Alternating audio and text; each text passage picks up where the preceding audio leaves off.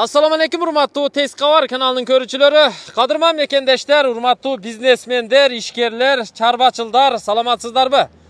Bugün sizlerge Çүй jergesинен dagы bir аябай шарты жакшы сарайды көрсөтмөкчүбүз. Жайгашкан жери Сокулук районуна караштуу Совхоз Фрунзедеги студенческое айылы. Тагыраагы бул жерди Канизавод деп коет.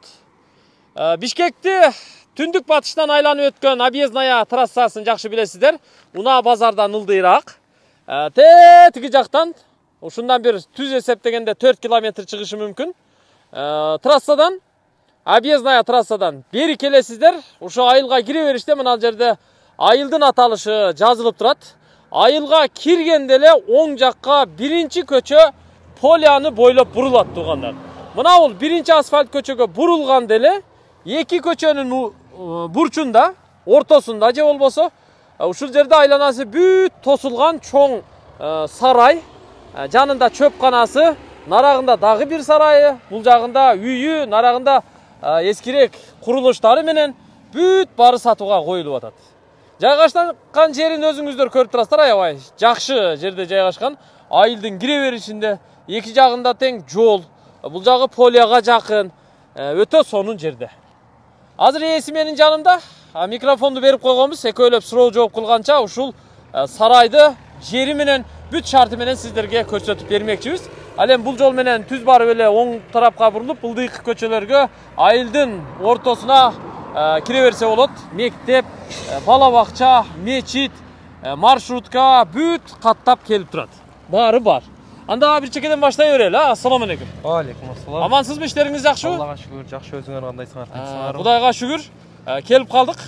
Негизги кире бериш биягында экен, Бул сарайга келе турган кире бериш. Бул барата сарайга, тиги жагында үйгө. Бияктан үйгө кирет. Үйгө кирчи. Она поворотко жакын жерде. Түшүнүктүү. Азыр ал жагындагы көрсөтөбүз. Биз азыр ушу сырт тарабынан көрсөтүп атабыз. Мен туура эле айттымбы? Трассадан 4 километр чыга ушул жерге чейин? 3 километр. 3 километрби? 3 километр. Көбүрөөк айтып коюп турмун анда, 3 километр экен. Ак жол заправкасынын жанынан Совхоз Фрунзеден, объездная трассадан ушул жерге чейин 3 километр жүрүп келет экенсиздер. Анда жүрүңүздөр. Бир катар көрүп чыгалы.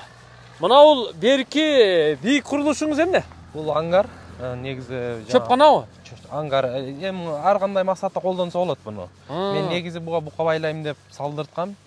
Одон бери иштенке байланбады, ичине чөйлө жыябыз, бир 15-17 миң түккө чейин чөп жыябыз. 15-17 миң түк пресс батат деп. Батат, буну ар кандай максатта колдонсо болот. Ичине да швей алса даже болот. Жылуулап туруп, холодильник тоңгуч логистика кылса болот дейм, логистика. Ар кандай максатта колдонсо болот.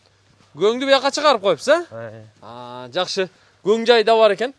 Ушинтип бүт айланасын бийик пескоблок менен тосуп чыккан турбайсызбы? Ооба, тосулган. Жарыктарга чейин коюп, прожекторлорго чейин, Бар. Дарбазаңыз чоң дарбаза экен. Бисмиллахир-рахманир-рахим. Мына кирип келдик. Ого, биягы чөпкана, нарагы чоң сарай, бул жагы кичи сарай, нарагы үй. Бүт современный курулган турбайбы? Үйлөрдөн бери. Ошондой. Көз тийбесин. Бул эми кимге насип кылар экен? Муну эми Алла Таала бирөөнүн пешенесинде жазып койду да. Ошондой. Сиз эмнеге сатып атасыз муну? Ушунча куруп турсуз, эми нөлдөн курдуңузбу же сатып алган белеңиз? Жок, буну мен 2017 сатып алгам. Сатып алганда бул жер пустой эле, эски үйлөр бар эле, даже забору жок. Бүт баарын өзүм нөлдөн тургуздум. Пескоблоктон тегере тогуруп. Бүт баарын куруп менет кылып чыктыңыз. Кылдык, биз өзүгө да эле менет кылганбыз. Бул сарайды эле быйыл жаңы салган бул. Ат сарайды. Бул ат сарайбы мына? Сарайды вообще мощный салыпсыз го? Бушик кирпичтен, сейсмопоястары менен, терезелери эмне? Пластикпи, алюминиевый? Алюминиевый.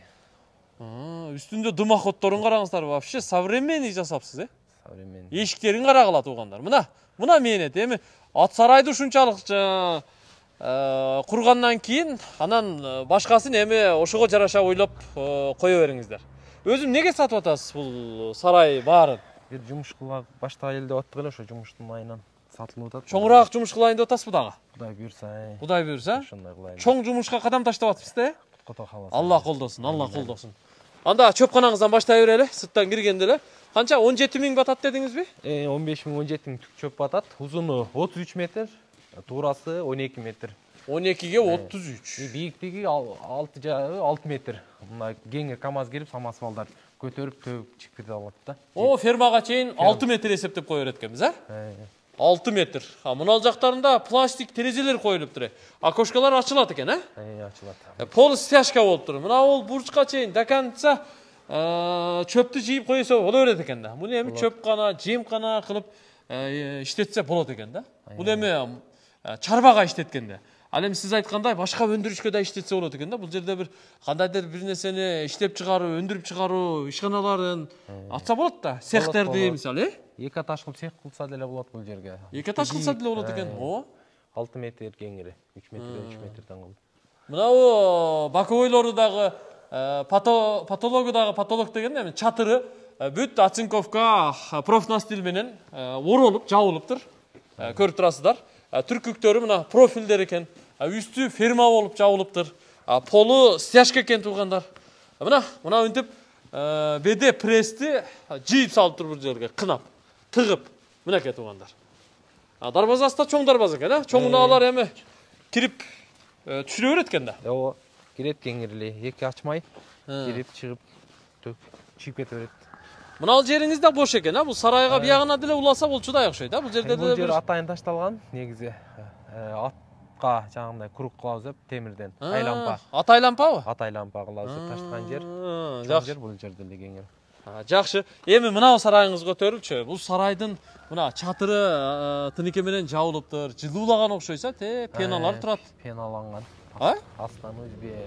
Мына пеналары турат го, пена чачкансыз ичине. Пена чачылган, Энтек фирмасынын 8 сантиметрлик пенасынан чачтырганбыз. Нурдин байке чачып берди? Энтектен. Мына бул суу түтүктөрүн да караңыздар. Сливтердин дагы кымбатын жакшыларын коюптур. Кээ бир адамдар үйүнө да мындай кылбайт. Ооба. Үйүнө да кылбайт. Российский металлдан экен бул сливтер дагы. Бүт монтаж кылганда дагы электропроводдорду, кабелдерди гофрого киргизип, безопасный кылып жасап ушинтиптир. Бул болсо ошо чөпкана менен сарайдын ортосундагы бир 3,5 метр аралык экен. Бул деле бош экен.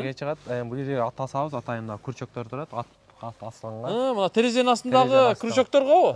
Ат асылат ушуларга.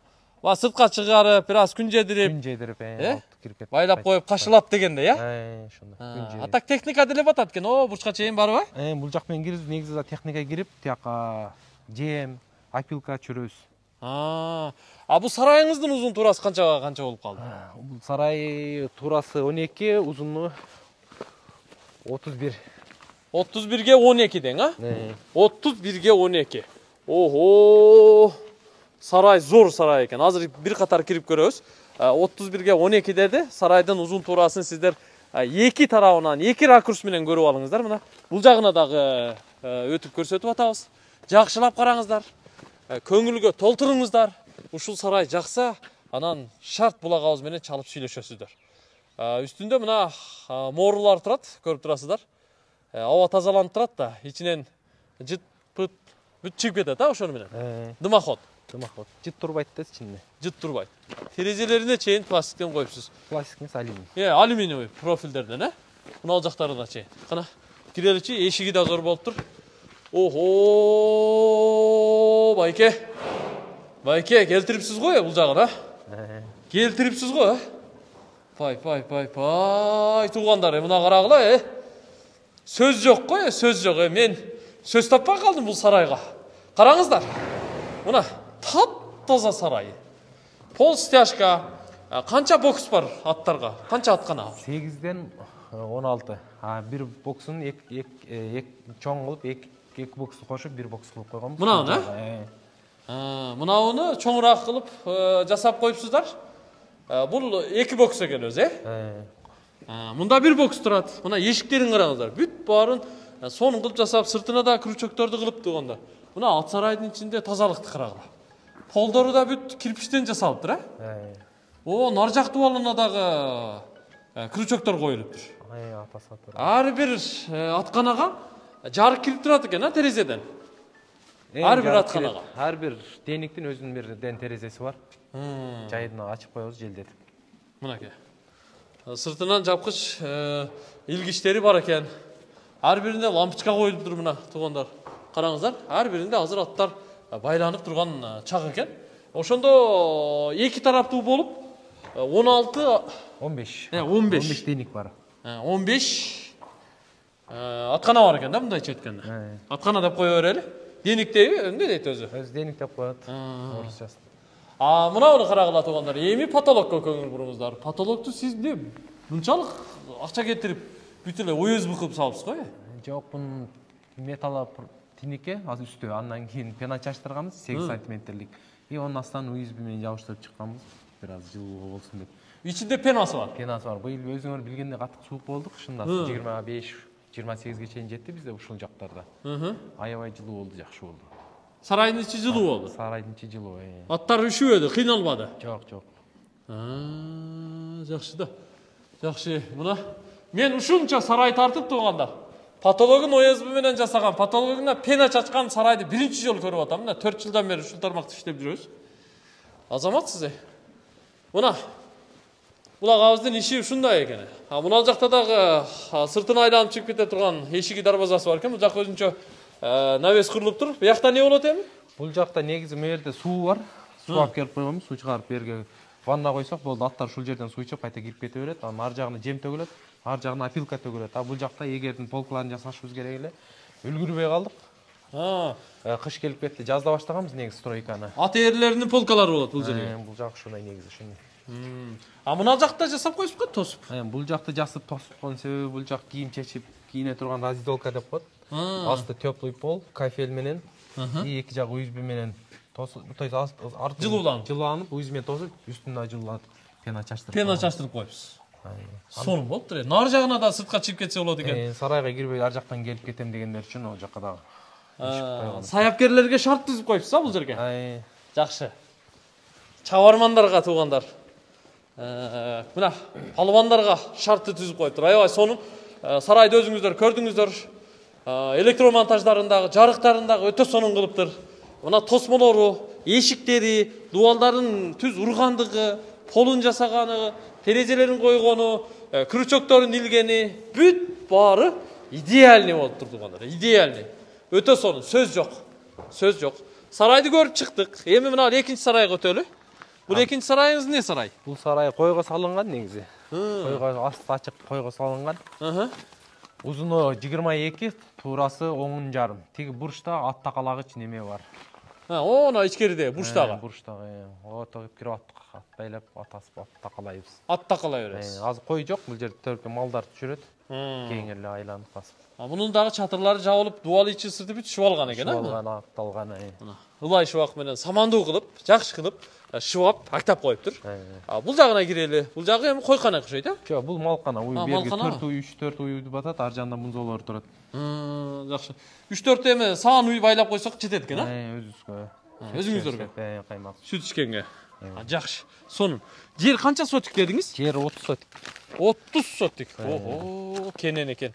Дагы сарай керек болсо, мына жерге дагы бир сарайды улап курса болот экен, Сарай жер кеңири, ар түрлүү максатта колдонсо болот бул жака. Мына бул сарайды деле, мына бул сарайыңызды деле узун кылып наркы эски курулушуңузга чейин дагы уласа болот экен да. Бир 30 метрлик кылып, узун. Негизи эски сарай ушул жерде болчу. Ушул жерде эски сарайды бузуптур, мен наоборот алсараак качырдым үйдөн. Жыттыктар үйгө келбесин деп.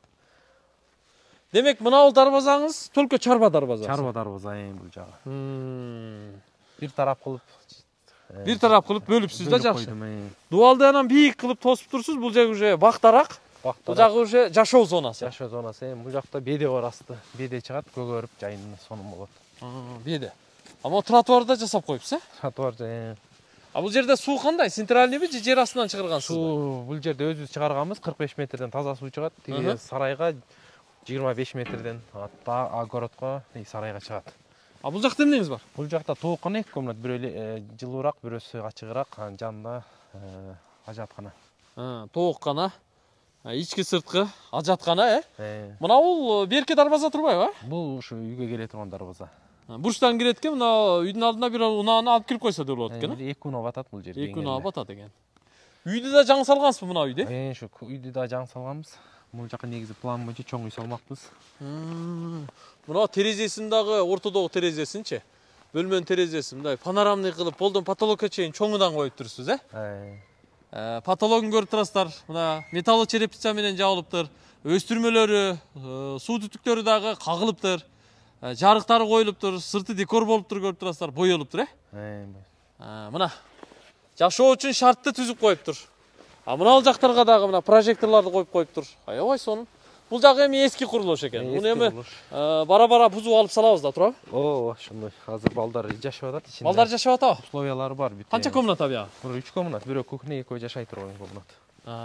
Жакшы. Анда бияка кирбей эле коелу эми. Муну бул жакта балдар жашап аткан болсо, демек убактылуу жашап турганга болот экен да? Болот. Эми мына үйүңүздү көрөлүчү. Бул жерде арча бар экен. Үйдүн алдында мындай атайын навес сыяктуу кылып жасап коюпса, бүт чатыры бирге жабылыптыр да. Чатыр чогуу жабылган. Мына сайдингпи? Металл сайдинг. Металл сайдинг. Бул да кооз сону чыгыптыр. Мына туугандар. Мына бул эшик терезелери да бүт алюминий профиль менен жасалды. Жакшы. Эми асты мына жерин кафелдеп эле койсо болду экен, кафелдеп брусчатка басабыз деген план болгон. Үлгүрбөй калдык ошо сага. Кара. Бисмиллахиррахманиррахим. Көрөлүчү. Бул жагы эмне? Бул жагы кухня болмок негизи. Кухня, ошондой. Обой иши, кафель иши калыптыр да? Ошондой кылган. Потолок даяр экен, электромонтаж бүтүрүптүр, туугандар. Суу турбалары киргизилиптир. Мына. Бул кенен экен. Менимче бир 4/4 чыгат го бул, 4/4. 16 квадрат чыгат экен, 16 квадратка. Полду кафель кылып таштаса, теплый пол кылып койсо, аябай сонун болот экен. Мына бөлмөңүзчү. Бул конок бөлмө. Зор го бул жагы. Вообще сонун го, Кана. Бисмиллахиррахманиррахим. Мына чыныгы кыргыз бөлмөсү болуп турга. Свет барбы бул жакта? Бар. Мына лампочкаларын караңыз, потолок вообще мощный жасапсыз го, Вагонкодан. Жыгач менен, Жыгач. Адамдар гипсокартон менен жасайт го, мына жыгач менен сонун чыгат турбайбы мынандай бул, байке? Жакшы. Мына софиттердин отурганын, люстранын жыгачка жарашканын карагай. Болот турбайбы? Жыгачтан эле жасаса болот турбайбы? Сонун чыгат экен, Өз усталардын немеси идеясы менен ушундай жасалды өзү. Тааныш өзүмө акаларым жасаган усталар өзү. Зор чыгыптыр. Мына үлгү тууганда. Баары бир жыгачтын касиети башка, жыгач башка нерсе дейми?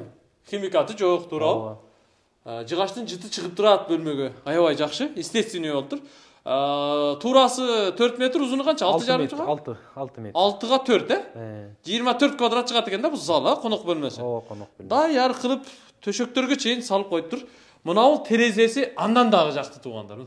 Бул терезе ачылабы эмне бул? Бул раздвижной ачылат, гармошка болуп, жайнаса ачып коебуз. Бир жака эле ачып коесуз. Бир жака эле ачылат, чоң болуп ачылат. Мынадан эле шарт ачып туруп, нары түртүп же бери түртүп коет экенсиздер да? Тартып ачылып калат. Чекелерден мына кышында суу киргизбей экен, жакшы эле болот экен чекелер. Жакшы эле.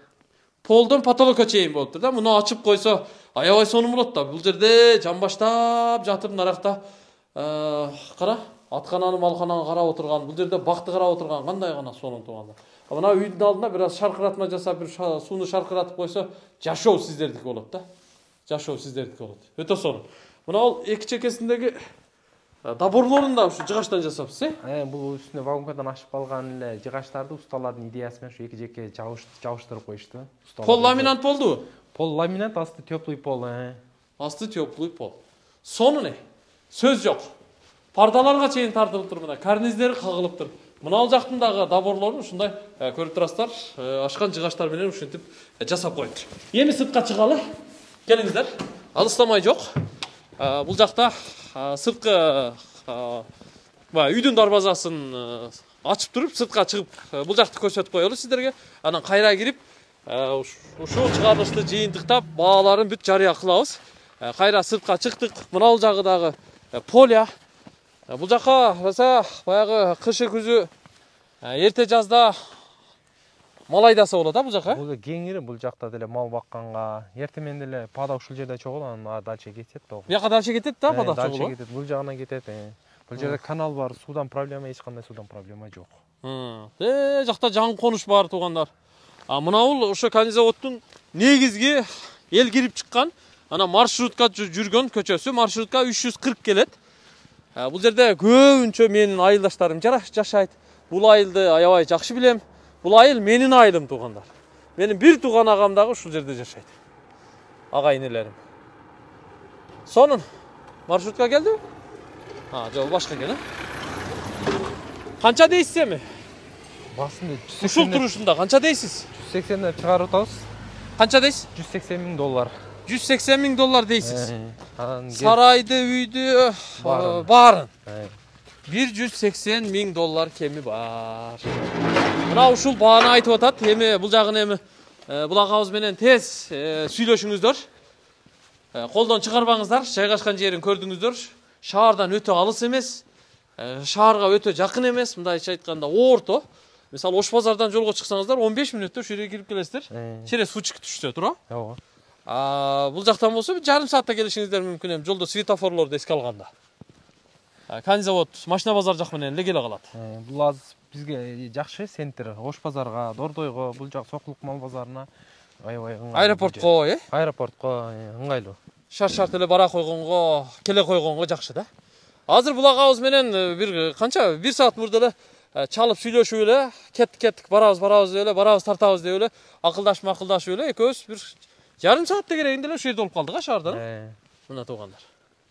Акыйкатты айтып атабыз. Эгер сарай жакса, тез арада экрандагы телефон номерларга чалыңыздар, байланышыңыздар. 180 миң доллар кеми бар деп айтты. Булак агыбыз эми ушунча мээнет кылыптыр. Дагы да болсо чарбаны чоңойтсом, дагы да болсо чоңураак иштерди жасасам деп атыптыр.